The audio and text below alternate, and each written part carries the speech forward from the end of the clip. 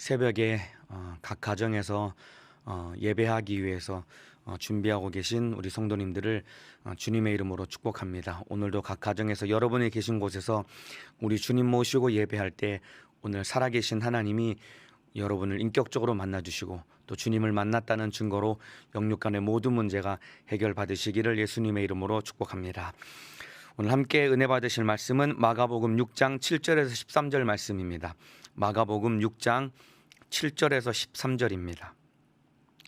성경을 한번 찾아주시면 감사드리겠습니다. 마가복음 6장 7절에서 13절 말씀입니다.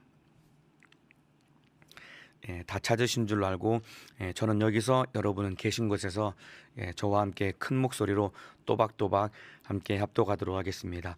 시작. 12제자를 부르사 둘씩 보내시며 더러운 귀신을 제어하는 권세를 주시고 명하시되 여행을 위하여 지팡이 외에는 양식이나 주머니나 전대의 돈이나 아무것도 가지지 말며 신만 신고 두벌업도 입지 말라 하시고 또 가라사대 어디서든지 네 집에 들어가거든 그곳을 떠나기까지 거기 유하라. 어느 곳에서든지 너희를 영접지 아니하고 너희 말을 듣지도 아니하거든 거기서 나갈 때에 발 아래 먼지를 떨어버려 저희에게 증거를 삼으라 하시니 제자들이 나가서 회개하라 전파하고 많은 귀신을 쫓아내며 많은 병인에게 기름을 발라 고치더라. 아멘. 오늘 마가복음 6장 7절에서 13절 말씀을 중심으로 예수가 대책이다 라는 제목으로 하나님의 말씀을 나누도록 하겠습니다.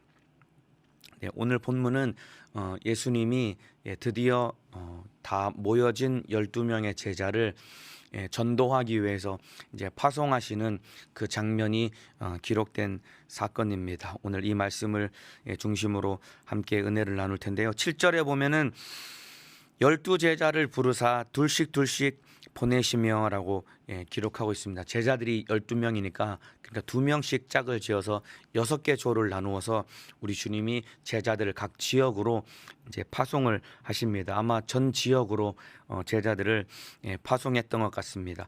2명씩 짝을 지어서 제자들을 보냈다는 것은 이 당시에 2명은 증인의 숫자를 의미합니다. 그러니까 2명씩 짝을 지어서 제자들을 보낸 것은 증인의 숫자를 예수님이 보내신 건데 바로 예수 그리스도의 증인이 되어라라고 우리 주님이 2명씩 짝을 지어서 보내셨습니다.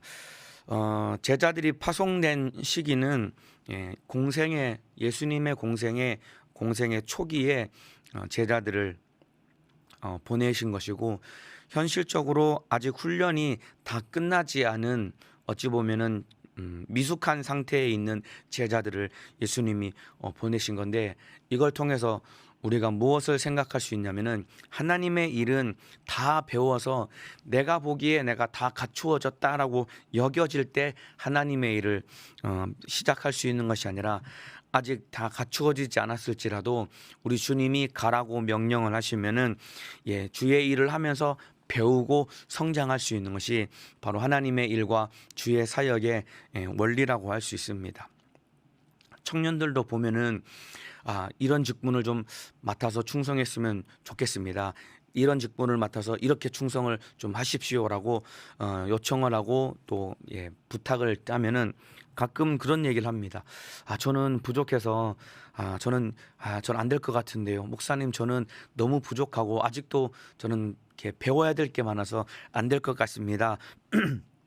라고 그렇게 말을 하는 청년들이 많이 있습니다. 그런데 주의 일은 부족하지만은 원래 나는 아무것도 할 수 없는 무지하고 무능한 자이기 때문에 부족하고 갖추어지지 않은 것 같지만은 하나님의 명령의 말씀에 순종하며 아멘하며 나아갈 때 부르신 주님이 또 보내신 주님이 우리를 책임져 주시고 기꺼이 만들어 주시고 써 주시는 것이 하나님의 은혜입니다. 그렇기 때문에 우리 오늘 말씀을 듣는 우리 모든 성도님들은 주님이 나에게 이것 하라 저것 하라라고 명령하실 때 저는 주님 저는 아직 부족합니다. 저는 아직 만들어지지 않았기 때문에 안 될 것 같은데요 라고 주님의 부르심과 보내심에 거절하고 주저할 것이 아니라 나는 부족하지만은 나를 부르시고 보내신 주님이 나를 통해 일하신다라는 믿음을 가지고 순종하기만 하면은 우리 주님이 나를 기꺼이 만들어 주시고 나를 써 주신다라는 이 사실을 믿고 순종함으로 주의 일을 이루시는 믿음의 사람 되시기를 예수님의 이름으로 축복합니다. 오늘 본문에도 제자들을 예수님이 보내실 때 다 배움을 받고 다 훈련을 받고 다 만들어진 상태에서 우리 주님이 보내신 것이 아니라 아직도 미숙하고 아직도 배워야 될 것이 많은 상태이지만은 우리 주님이 보내셔서 사역의 현장 가운데서 배우고 성장하기를 바라시는 마음 때문에 우리 주님 보내신 것입니다. 이와 같이 내가 부족한 것 같고 만들어지지 않은 것 같을지라도 우리 주님의 일에 내가 뛰어들 때 주님은 나를 통해서 일하시는 분이라는 것을 믿고 기꺼이 순종하는 믿음의 사람 되시기를 바라겠습니다. 이렇게 예수님이 2명씩 짝을 지어서 보내시는데 보내시는 그 제자들을 향해서 우리 주님이 중요한 명령을 내리시는데 8절과 9절입니다. 명하시되 예수님이 제자들을 향해서 명령하신 말씀입니다. 여행을 위하여 지팡이 외에는 양식이나 주머니나 전대의 돈이나 아무것도 가지지 말며 신만 신고 두벌업도 입지 말라 하시고 라고 제자들에게 예수님이 명령을 하십니다. 그러니까 이런 이것저것 막 거추장스러운 것을 많이 가지지 말고 정말 홀홀 단신 몸만 가지고 가라라고 우리 주님이 명령하신 것은 그만큼 제자들이 많은 것을 가지고 가면은 그만큼 이 기동성도 떨어지고 움직이는데 제약을 받기 때문에 예수님이 제자들을 향해서 사역의 어떤 긴박성을 가지고 다급한 마음을 가지고 이 사역을 하라는 그런 의미와 함께 또한 이것저것 많이 가지고 가서 거기에 매이는 사역이 아니라 청렴한 제자들의 삶을 강조한 어떤 메시지가 담겨 있는 것입니다. 그런데 이런 이 명령이 현실적으로는 굉장히 이 대책 없어 보이는 명령이거든요. 여행을 위하여 지팡이 외에는 양식도 가지지 말고 주머니나 전대의 돈도 가지지 말고 그리고 신만 신고 두벌업도 잊지 말라고 하신 것은 현실적으로는 굉장히 대책 없어 보이는 예수님의 명령처럼 여겨질 수 있는 것입니다. 그 당시에 숙박시설이 잘 갖추어진 것도 아니고 뭐 음식점이나 이런 편의시설이 골고루 두루 잘 갖추어진 것이 아닌 시대거든요. 지금이야 숙박시설도 잘 되어 있고 대중교통도 발달되어 있고 그리고 편의시설이 많기 때문에 어디를 가더라도 먹고 자고 쉴 수 있는 시설들이 잘 갖추어져 있지만은 이 당시에는 숙박시설이나 편의시설이 전혀 갖추어지지 않았고 더군다나 가장 중요한 것은 양식도 가지지 말고 전대나 돈도 가지지 말라고 한 것은 아무것도 가지지 말고 빈털터리처럼 그냥 가라고 한 것은 정말로 현실적인 이 삶 속에서 너무나도 대책 없어 보이는 주님의 명령으로 여겨질 수 있습니다. 제가 한 20대 초반에 교회에서 그 해외 단기 선교를 갔던 적이 있습니다. 외국에 단기 선교를 2주 동안 갔었던 적이 있는데 그때 우리 팀장님이 그 사역 현지에 도착해서 팀원들과 함께 나눔을 하는데 팀장님이 뭐라고 말씀하시냐면 이 말씀을 팀장님이 말씀을 하시면서 예수님이 두벌업도 입지 말라라고 말씀하셔서 본인은 옷을 한 벌만 가져왔다라고 그렇게 말씀을 하시더라고요. 그 얘기를 들으면서 제 마음속에 물론 예수님이 그렇게 말씀하셨지만은 꼭 옷을 한 벌만 가지라는 것이 아니라 이 말씀에 정신을 이어받아야 되는데 참 팀장님도 너무 대책 없이 오셨구나라는 생각을 제 마음속에 가졌었는데 그때 다행히 겨울이었기 때문에 옷 한 벌만 가져도 빨아서 입으면은 사역을 할 수 있는 상황이었지만은 그때 우리 팀장님이 이 말씀을 순종하기 위해서 나는 옷 한 벌만 가져왔습니다 라고 얘기하면서 제 마음속으로 참으로 너무 팀장님이 참 대책 없이 사역을 하시러 오셨구나라고 생각을 했는데 이렇게 예수님이 제자들을 사역을 보내실 때 어찌 보면은 너무나 대책 없이 보내신 모양새가 될 수 있는 것입니다. 있습니다. 자칫하면은 길에서 노숙을 해야 될 수도 있는 상황이고, 또 자칫하면은 여차하면은 밥을 얻어먹지 못하기 때문에 굶거나 노숙자 신세로 전락할 수 있는, 인간적으로 현실적으로 보기에는 너무나 대책 없이 제자들에게 전도하라고 보내주셨지만은, 그러나 우리 주님이 이렇게 보내신 이유는 무엇이냐면은 이들의 전도하는 발걸음의 현장 가운데 바로 예수님이 대책이 되어 주시기 때문에 예수님이 제자들을 이렇게 보내주신 것입니다. 그래서 오늘 설교의 제목은 예수가 대책이다라는 것입니다. 한번 따라해 주시면 좋겠습니다. 큰 목소리로 따라해 주시면 좋겠습니다. 예수가 대책이다. 안 따라 하시는 분들이 너무 많습니다. 한 번만 더 크게 따라해 주시면 좋겠습니다. 예수가 대책이다. 제자들이 이 전도하는 사역의 현장 가운데, 발걸음 가운데 우리 주님이 어떻게 가라고 명령하신 그 말씀은 현실적으로는 너무나 대책 없어 보이는 주님의 명령이지만은, 그러나 그들의 제자들이 가는 발걸음 속에 예수가 대책이 되어주시고 바로 예수님만 의지하라고 우리 주님이 명령하셨기 때문에 제자들이 가진 것 없이 현실적으로 대책 없이 전도하러 가는 것 같았지만은 예수님이 대책이 되어 주셨기 때문에 그들과 함께 우리 주님이 일하여 주신 것입니다. 청년에도 각 부가 사역을 합니다. 그런데 어떤 분은 부장님이 참으로 이 마음의 어려움을 짊어지고 부사역을 하는 부장님들이 있습니다. 왜냐하면은 부장님이 막 이 야심찬 마음을 가지고 잘해보고자 하는 마음을 가지고 부를 함께, 부원들과 함께, 직분자들과 함께 사역을 시작했는데 현실적으로 보니까 직분자들이 함께 마음을 모아서 주의 일을 하고 부장님을 도울 수 있는 직분자들이 없는 상황이고, 또 부원들의 면면을 살펴보니까 다 참으로 이 섬김을 지극히 이 마음을 쏟아서 섬김을 해야, 섬김이 필요한 부원들만 많이 가득한 이 부의 현실을 바라볼 때 부장님들의 마음속에 정말 우리 부는 너무나도 대책이 없다. 참으로 이 손이 많이 가는 부원들만 너무나 많이 모여 있고, 또 함께 뛰고 함께 도와줄 수 있는 직분자들이 없는 부의 현실을 바라보면서 우리 부는 너무나 대책이 없어서 참으로 힘들고 어렵다라는 그런 마음을 가지고 있는 부자님들도 간혹 이 부자님들을 만나기도 합니다.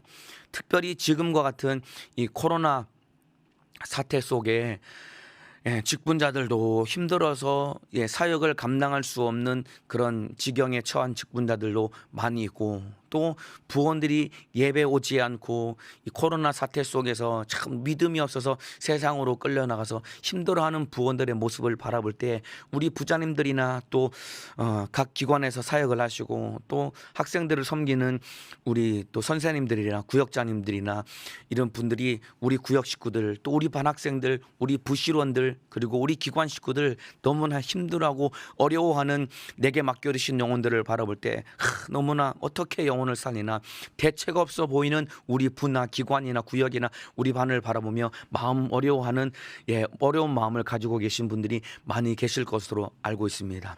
그런데 너무나 힘들고 어렵고 대책 없어 보이는 부 같아 보이지만은, 또 어떤 분은 참으로 영혼을 살리고 부가 하나가 되고 또 영혼이 살아나는 부흥을 하는 부들을 보면은 그런 부들을 가만히 살펴보면은 그런 부들의 가지고 있는 공통점과 특징이 무엇이냐면은 그 부에 예수님이 대책이 되어 주셨기 때문에 현실적으로는 너무나 힘들고 어려운 상황이지만은 그럼에도 불구하고 영혼이 살아나고 기관과 부가 하나 되고 부흥이 되는 것은 반드시 그 부에 예수님이 대책이 되어 주셨기 때문에 영혼이 살고 부흥이 되는 것입니다. 그래서 이와 같이 주의 일과 영적인 생활은 사람의 힘이나 물질로 되는 것이 아니라 예수님만 계시면은 모든 주의 일은 되고야 마는 것입니다. 그래서 예수가 대책이 되고 예수님이 계실 때 우리 부도 영원히 살아나고 영원히 부가 부흥할 수 있는 것이고, 우리 기관도 살아나고 부흥할 수 있고,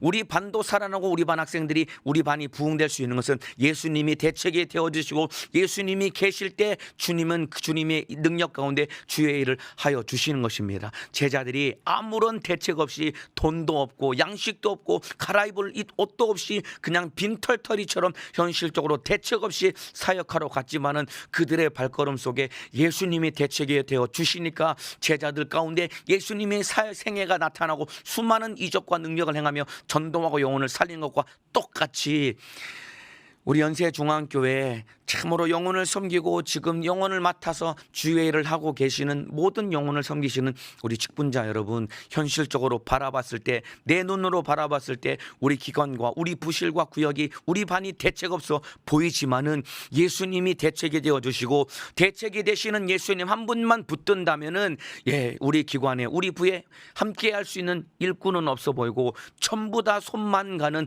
힘들고 나를 어렵게 하는 회원들과 영혼들만 있는 것 같을지라도 우리 주님만 의지하고 우리 사역에 예수님이 대책이 되어주시면 능히 우리 주님은 자기 일을 하시고 영혼이 살아나고 우리 부와 우리 기관은 넉넉히 부흥되고 영혼을 살려낼 수 있게 될 것입니다. 그렇게 되기를 원하시면 아멘 하시겠습니다. 이 믿음을 가지고 코로나 기간 가운데 힘들고 어렵지만은 예수님 한 분 붙들고 대책이신 예수를 의지해서 영육간에 승리하시기를 바라겠습니다. 여러분, 이와 같은 원리는 우리 인생에도 그대로 적용이 됩니다. 광야 같은 세상을 살아가는 너무나 대책 없어 보이는 우리 인생의 단면을 보여주는 것이 바로 제자들이 파송받는 삶의 현장입니다. 이와 같은 원리는 우리 삶에도 그대로 적용되는 것이고, 광야 같은 세상을 살아가는 대책 없어 보이는 우리 인생의 단면을 보여주는 것이 오늘 제자들이 보내심을 받은 모습과 똑같습니다.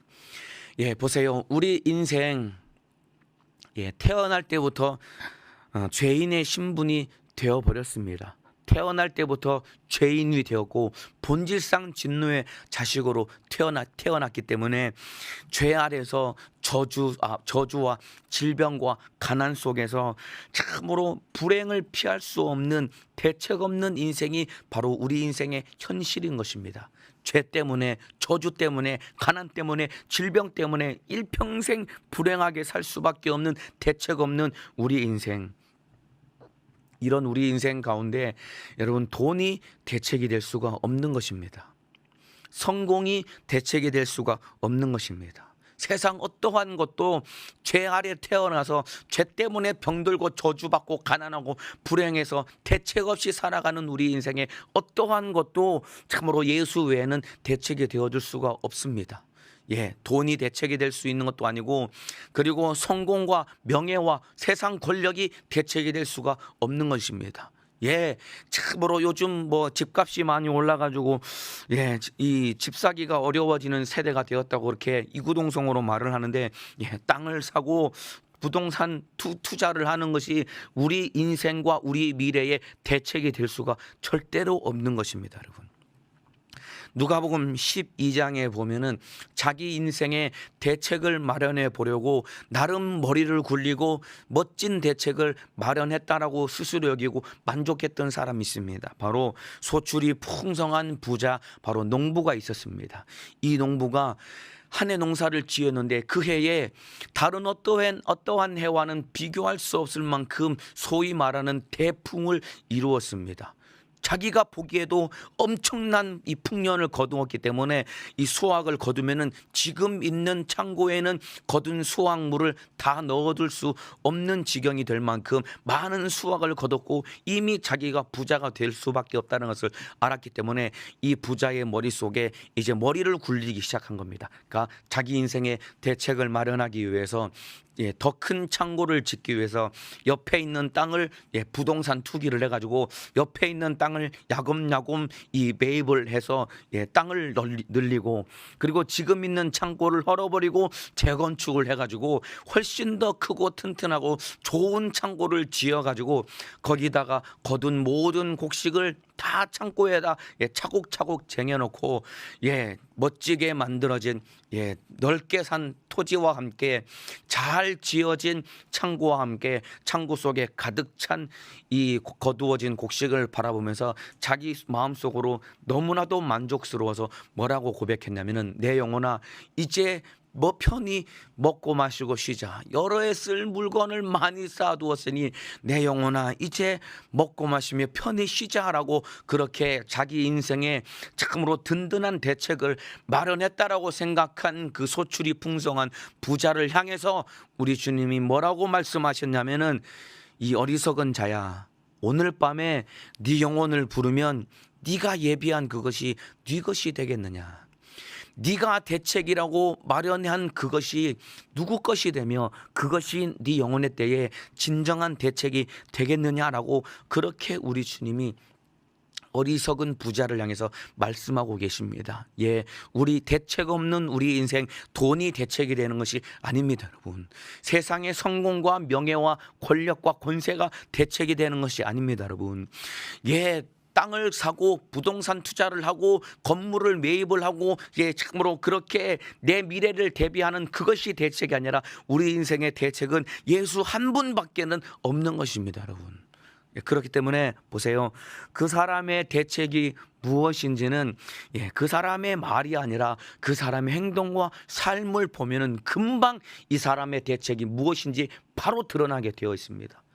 말은 영적으로 살아야지, 말은 영혼의 때를 위해 살아야지, 나는 천국만 사모합니다. 저는 영혼의 때를 위해서만 삽니다. 영혼의 때를 위해 살아야 됩니다. 아무리 그 사람의 입에서 자기는 영혼의 때를 위해 산다라고 말은 그렇게 한다고 할지라도 이 땅에 소망을 두고 돈을 모으려고 하고 부동산에 투자를 하고 땅을 사고 건물을 매입하고 세상의 명예와 권세를 거머쥐려고 욕심을 부린다면 그 사람의 인생은 예수가 대책이 아니라 바로 이 땅의 땅과 돈과 명예와 권세가 대책이기 때문에 그 사람의 영혼의 때는 보장받을 수가 없는 것입니다.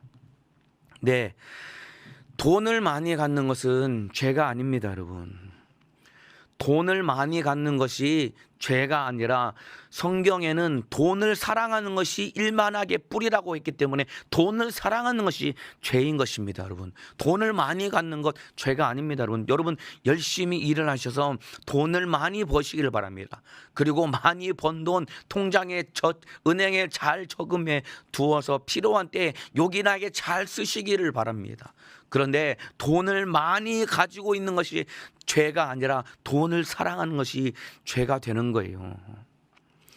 여러분 돈 얼마 몇 푼 안 가져도 그 돈을 사랑해서 그 돈 때문에 신앙생활 하지 못하고 돈 때문에 매여서 예수를 버리는 사람이 된다면은 부자가 아닐지라도 몇 푼 안 되는 돈 때문에 예수를 버리고 거기에 매여서 신앙생활 못하면은 그게 바로 죄가 되는 것이고 그 사람이 영적으로 비참한 자가 되는 것입니다.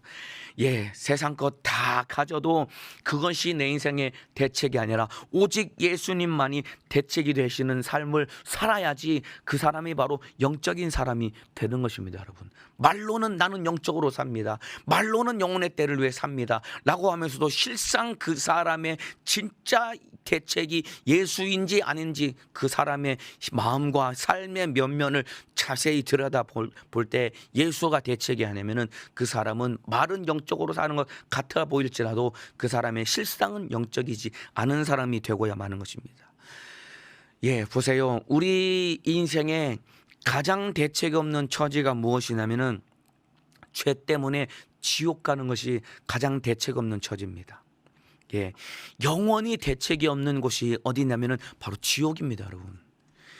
영원히 대책이 없는 것이 지옥입니다. 한번 생각을 해보세요. 죄 때문에 예수 그리스도의 피의 공로를 만나지 못하고 믿음 없어서 예수 믿지 못해 천국 가지 못하고 지옥의 맨 밑바닥에 떨어져서 활활 불타는 지옥 밑바닥에서 고통당하는 그 인생, 여러분 대책이 있을까요? 영원히 대책이 없기 때문에 영원히 나올 수 없는 지옥에서 영원히 고통당하는 것이 지옥의 형벌의 문제인데, 왜냐하면 죄 때문에 그 지옥에 들어간다 이 말입니다. 그러니까 우리 인생에 가장 대책이 없는 것은 바로 나를 결박하고 있는 죄 문제고, 그 죄 때문에 내가 갈 수밖에 없는 지옥의 형벌이 가장 대책이 없는 것입니다. 이스라엘 백성들이 400년 동안 애굽에서 종살이를 했습니다.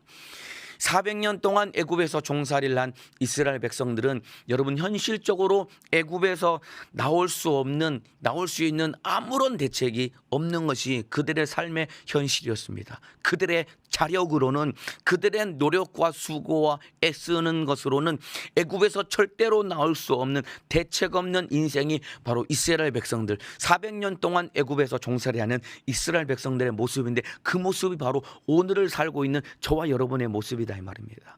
그런데 자력으로는 도무지 나올 수 없는 그 애굽에서 살고 있는 대책 없는 이스라엘 백성들에게 하나님께서 거기서 나올 수 있는 유일한 대책 하나를 그들에게 일러주시고 마련해 주십니다. 마지막 10번째 재앙, 장자를 죽이는 죽음의 사자가 애굽 전역을 휩쓸고 다닐 때 하나님께서 이스라엘 백성들을 향해서 양을 1년 된 흠없는 양을 잡아서 그 양의 피를, 문설주와 임방의 피를 바르고 그 죽음의 사자가 넘어가는 그 6월절 밤에 집 안에서 양고기를 쓴나물과 함께 무교분과 함께 먹고 나면은 너희가 애굽에서 탈출할 것이다라고 일러준 그 말씀 그대로 양의 피를 바르고 문설주와 임방에 발랐을 때 죽음의 사자는 이스라엘 백성들을 넘어가고, 그 다음날 이스라엘 백성들이 애굽에서 탈출해 나와서 그들이 구원을 얻게 된 것입니다. 이와 똑같이 6월절 어린 양 대신 예수 그리스도의 피의 공로로 말미암아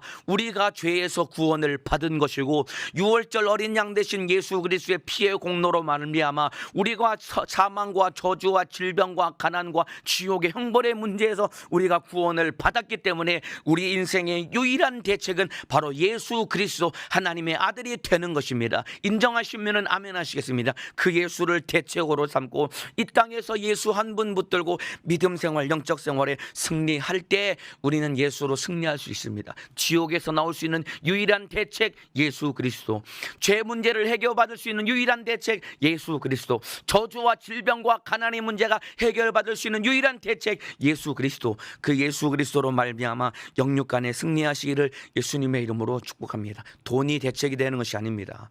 명예와 권세가 대책이 되는 것이 아닙니다.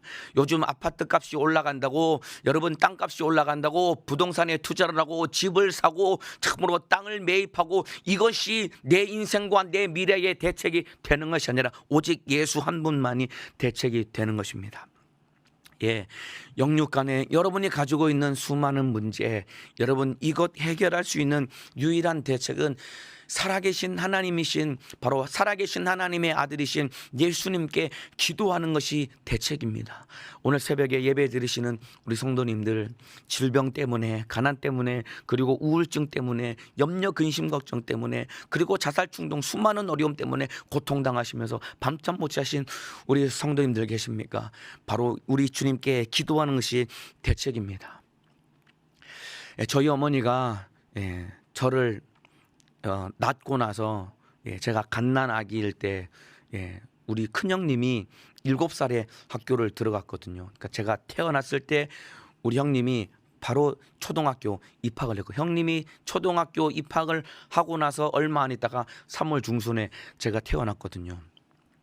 그때 저희 집이 굉장히 많이 가난했거든요. 아버지께서 그 시골에서 뭐 가난해서 많이 못 배우셨으니까 이 자전거 타시면서 자전거를 타고 짐 자전거에 연장이나 이런 것들을 싣고 목수일을 하시면서 일을 하시는데, 그나마도 일거리가 변변치 않아서 집이 정말로 많이 가난했거든요.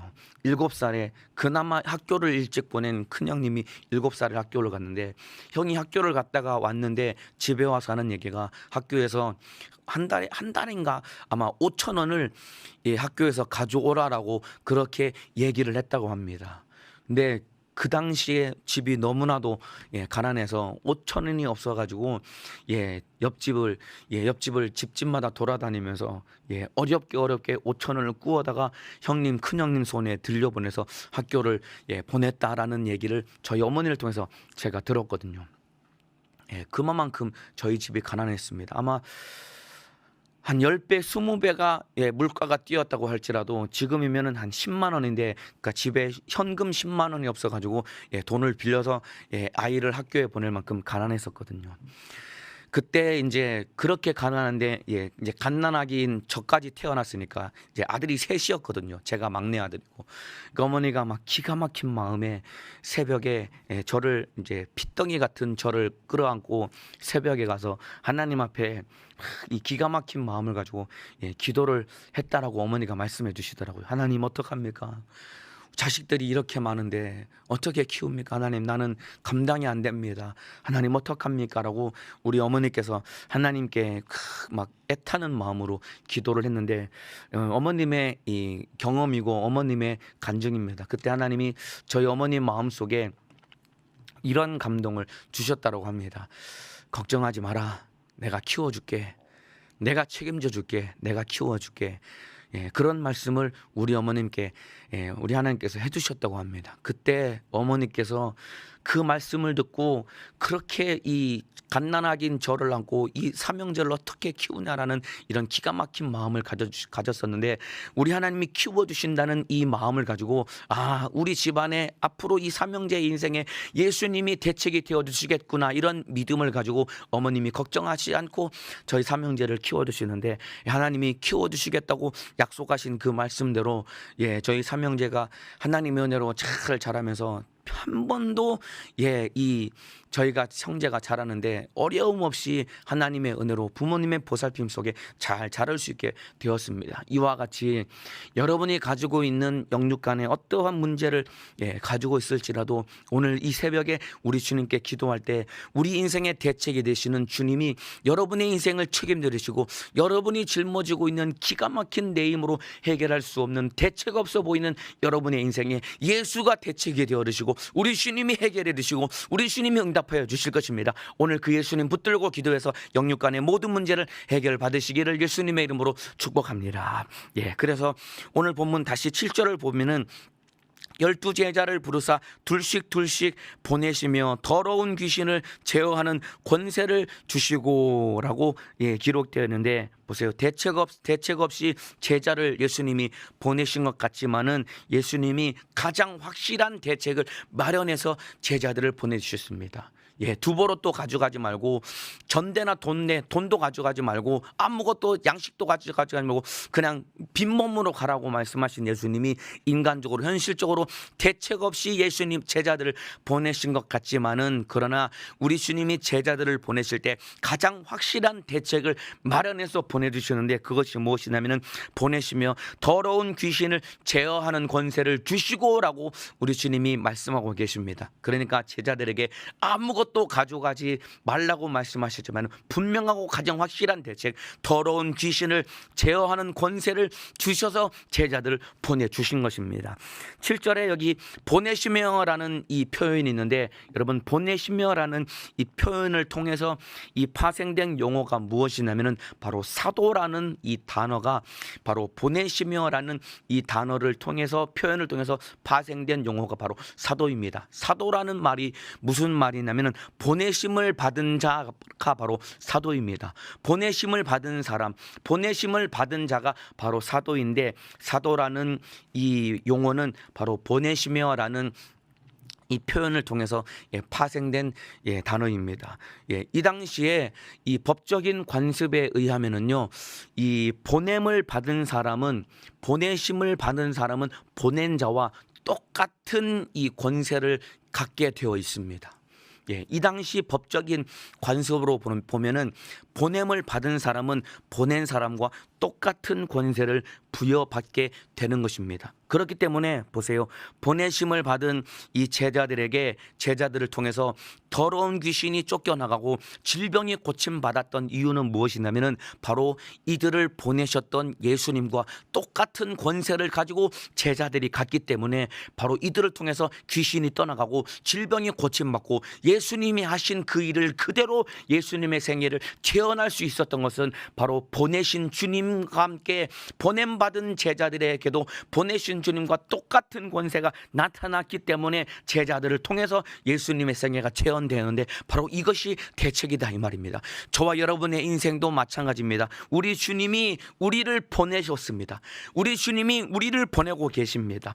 마가복음 16장 17절 18절 말씀에 믿는 자들에게는 이런 표적이 따르니 곧 저희가 내 이름으로 귀신을 쫓아내며 병든 자에게 손을 얹은즉 나으리라 하시더라. 이 말씀은 바로 오늘을 살고 있는 저와 여러분에게 명령하신 하나님의 말씀입니다.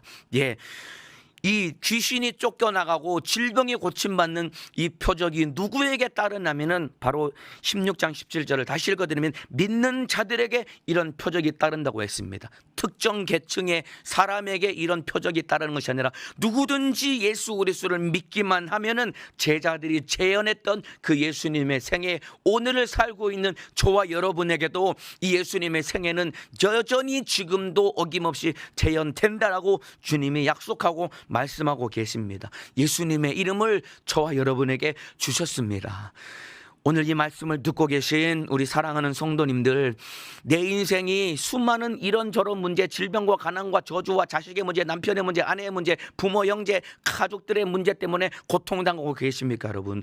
그 대책 없어 보이는 내 인생에 바로 예수님이 대책이 되어 주신 것이고 대책이 되어 주시겠다고 이미 우리 주님은 약속해 주셨기 때문에 보냄을 받은 제자들이 보내주신 예수님과 똑같은 권세로 따르는 이적과 표적으로 복음을 전하고 영혼 살렸던 것과 똑같이 오늘 우리 주님이 우리에게 약속을 주시고 믿는 자들에게 표적이 따른다는 이 약속을 주셨기 때문에 이 예수님의 이름의 권세를 가지고 오늘도 우리가 기도할 때 어김없이 더러운 귀신은 떠나고 오늘도 우리가 기도할 때 어김없이 원수 같은 질병의 결박은 풀어주고 예수로 살고 예수로 승리하는 은혜를 부어 주실 것입니다. 이 믿음 가지고 영육간에 승리하시기를 예수님의 이름으로 축복합니다. 세상 어떠한 것도 악한 귀신의 결박에서 우리를 건져낼 수 있는 대책은 어디에도 없습니다. 오직 예수 이름만이 악한 영의 결박에서 우리를 건져낼 수 있는 유일한 대책이기 때문에 여러분을 결박하고 있는 염려, 근심, 걱정, 우울증, 자살 충동으로 여러분을 결박하고 있는 이 악한 영을 이 대책이신 예수님의 이름으로 몰아내시고 승리하시기를 예수님의 이름으로 축복합니다. 뿐만 아니라 여러분, 보냄을 받은 자에게는 여러분 보냄을 받은 자는 심판의 권세를 가지고 가는 것이 보냄을 받은 자의 발걸음입니다. 10절을 읽어드리면 또 가라사대 어디서든지 네 집에 들어가거든 그곳을 떠나기까지 거기 유하라. 어느 곳에서든지 너희를 영접지 아니하고 너희 말을 듣지도 아니하거든 거기서 나갈 때에 발 아래 먼지를 떨어버려 저희에게 증거를 삼으라 하시니라고 우리 주님 말씀하고 계십니다. 네 집에 들어가거든 거기에 평안을 거기에 유하라라고 우리 주님이 말씀하고 계십니다. 마태복음에는 누구 집에 들어가든지 너희가 그 집에 평안을 빌라라고 우리 주님이 말씀하십니다. 그래서 그 집이 그 평안과 복을 받기에 합당하면은 너희가 빈 평안이 거기에 임할 것이다라는 것은 보냄을 받은 자의 그 입술에는 발걸음에는 심판의 권세를 가지고 가는 발걸음이라는 것을 의미합니다. 보내신 주님과 함께 권세를 가지고 가기 때문에 평안을 빌고 복을 빈다면 그를 통해 빈 평안과 복이 거기에 임한다는 것입니다. 그래서 우리 사랑하는 성도 여러분들, 오늘 여러분이 어디를 갈지라도 누구를 만날지라도 여러분이 만나는 사람에게 평안을 빌고 복을 비시길 바랍니다. 주님이 여러분을 오늘 하루 직장과 일터와 삶의 현장으로 보내실 때 보내신 주님이 함께 하시기 때문에 누구를 만날지라도 여러분이 평안을 빌고 복을 빌고 예수 그리스도의 복음을 전할 때 그들에게 빈 평안이 임하게 되고 그들이 받아들일 때 그들이 평안을 받고 복을 받고 예수를 믿는 역사가 일어나게 될 것입니다. 그렇기 때문에 보냄을 받은 자는 보내신 주님과 함께 심판의 권세를 가지고 가는 것을 알고 오늘 믿음을 가지고 담대하게 선포하며 복과 평안을 비는 믿음의 사람 되시기를 바라겠습니다. 뿐만 아니라 11절에 보면은 어느 곳에서든지 너희를 영접지 아니하고 너희 말을 듣지도 아니하거든 거기서 나갈 때 발 아래 먼지를 떨어버려 저희에게 증거를 삼으라 하시니, 여러분 이 당시 이 신발에 발에 붙어있는 먼지를 터는 행위는 언제 하냐면은 여러분 유대인들이 이방 땅에 들어갔다가 돌아올 때 유대 땅으로 돌아올 때 발 아래 먼지를 털어버려요. 왜냐하면 이방 땅은 이방인들은 이 부정한 존재이기 때문에 이방 땅조차도 부정하게 여겼기 때문에 이방 땅을 밟았다가 들어올 때는 발의 먼지를 털어버려서 부정한 것을 털어버린다는 그런 본인들의 어떤 종교적인 이 의식 속에서 행했던 행동입니다. 그런데 발 아래 먼지를 털어버려 증거를 삼으라는 것은 복음을 전했지만은 받아들이지 않는 자는 그 당시에 이방인은 상종하지 못할 자로 여겨졌던 것과 똑같이 그들을 참으로 상종하지 못할 자로 여기라는 것은 이 말 속에 어떤 의미가 있냐면은 바로 심판의 권세를 가지고 전도자들이 가는 거라고 말씀드린 것과 똑같이 그들 앞에서 발에 있는 먼지를